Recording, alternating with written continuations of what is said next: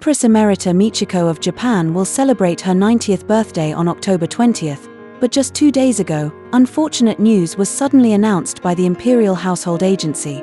On the evening of the 6th, Michiko accidentally fell at her residence.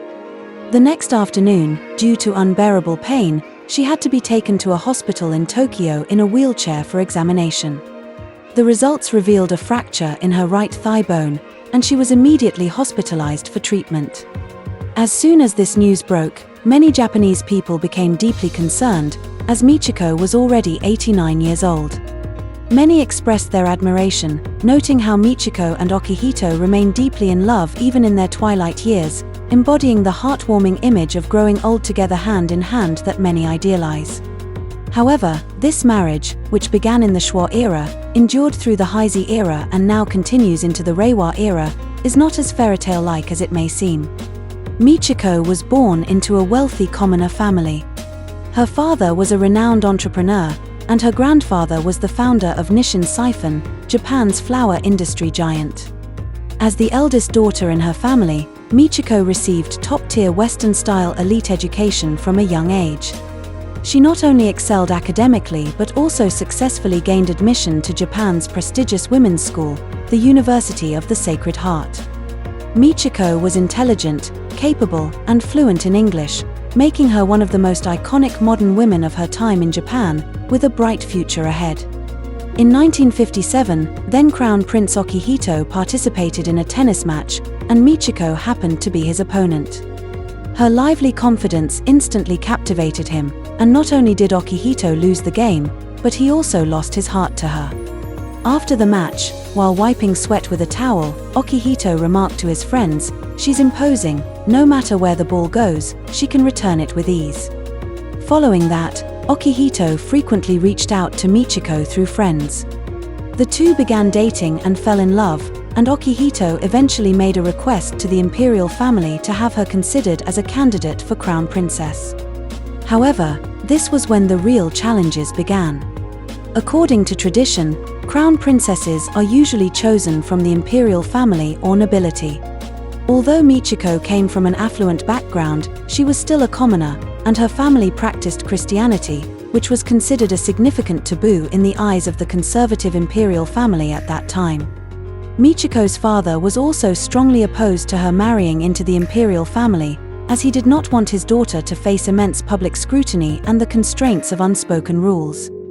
However, the media had already sensationalized the story of this Shuo Cinderella. Moreover, Emperor Hirohito valued the symbolic significance of this marriage, believing it would help revitalize the post-war image of the imperial family. Marrying a commoner was seen as a great opportunity to bridge the gap between the imperial family and the public, injecting new vitality into the monarchy. To facilitate the marriage, Emperor Hirohito and the then Prime Minister personally approached Michiko's father, promising that the imperial family would offer her their utmost support. Ultimately, with the efforts of all parties involved, Michiko accepted Okihito's proposal. Okihito sincerely stated, "I cannot promise to always put you first, but I hope you can understand my feelings." Michiko firmly replied, "I can do that, I must do that." On April 10, 1959, Michiko married into the imperial family as a commoner, becoming the first commoner to serve as Empress of Japan in history. As her father had feared, Michiko's life after marrying into the imperial family was not as desirable as she had hoped. As the first commoner empress, every move she made attracted intense media scrutiny, and the Michiko fever swept the nation. Newspapers and magazines were filled with various reports about her, and the public was full of admiration and curiosity. However, within the palace, there was a lack of acceptance for this commoner-born empress. Some ridiculed her as the daughter of a flour merchant and were quite critical of her presence. The most notable among them was her mother-in-law, Empress Kyun. Empress Kyun tacitly allowed her female attendants to deliberately make things difficult for Michiko, imposing rules on her. She sent Michiko a pair of short gloves, insisting that she must wear them at formal events. However, on the day of the wedding, she criticized the gloves for being too short and not appropriate for the occasion, even pressuring Michiko's family to apologize at the palace. Some members of the royal family and female attendants who resented Michiko's commoner background treated her coldly. One of the female attendants responsible for her daily care even bluntly stated, "I am not here to serve a commoner princess." Within the imperial family, Michiko was ignored and bullied, yet she had to fulfill her duties amidst the pain, maintaining a sense of closeness between the public and the imperial family, embodying the ideal of a family. Externally, she accompanied Akihito on trips throughout Japan and around the world, bridging the gap between the imperial family and ordinary citizens. She even knelt to engage warmly with disaster victims and people with disabilities, showcasing an unprecedented warmth from the imperial family. Internally, she gave birth to 2 sons and a daughter, successfully promoting reforms within the imperial family by abolishing the traditional wet nurse and childcare officer systems, and personally raising her children. From crown princess to empress, Michiko endured hardships such as miscarriages and uterine fibroids. In this environment filled with scrutiny and criticism, she followed traditions while simultaneously striving for reform. However, under immense pressure, she suffered greatly and even lost her ability to speak for a time, only recovering months later. Even more tragically, the old traditions of the Japanese imperial family did not change with her arrival. After Michiko's eldest son, Naruhito, grew up, he married a commoner, Mosoko, who graduated from Harvard.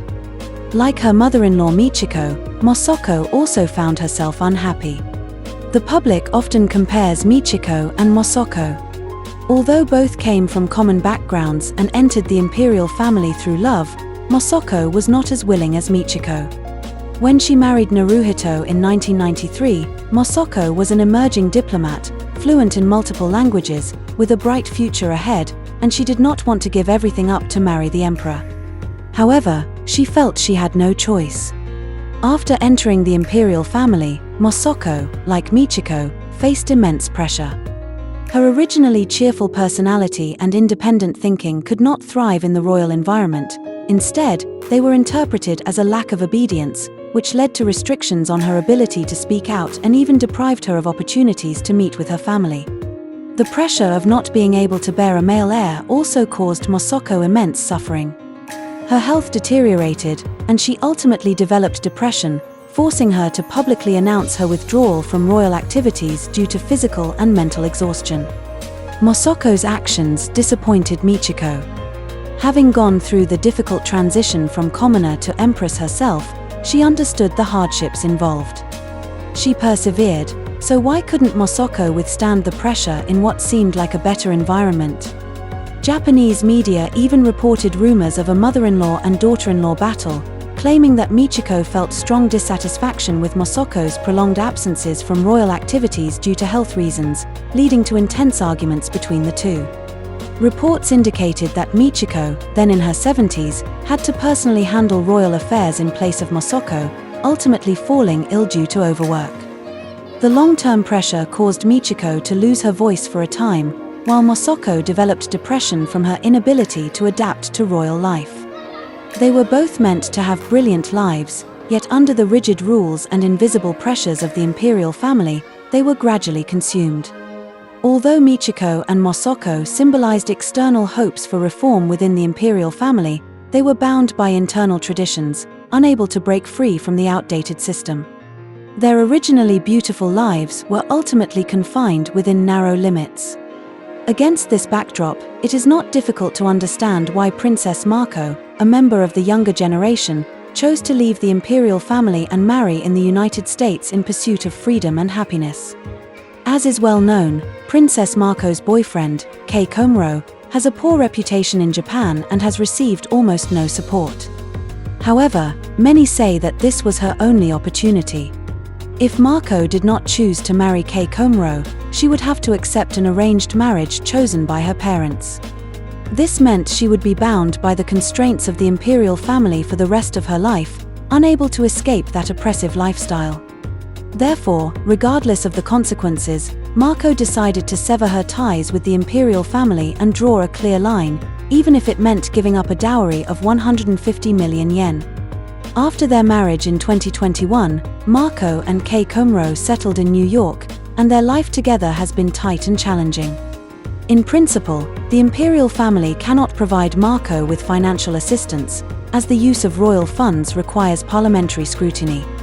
Moreover, the personal expenses of the Emperor and Empress Emerita are managed by the Imperial Household Agency's internal accounting department. However, the imperial family does possess some personal assets, so Marco's grandmother, Michiko, has been quietly supporting her. According to recent reports from Japanese media, when Marco initially had conflicts with her parents, her grandmother Michiko consistently stood by her side. After Marco left, she continued to provide her with secret assistance.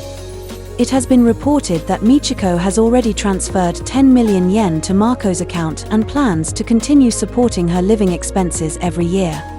Shukan Shincho cited an official from the Imperial Household Agency, stating, "The Emperor Emeritus and Empress Emerita are very sad to think of their granddaughter living alone in a foreign country, and they hope to leave their private assets to Marco."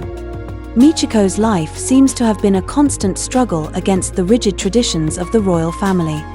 With her resilient character, she brought some innovation to the imperial institution, but she also suffered deeply from its oppression.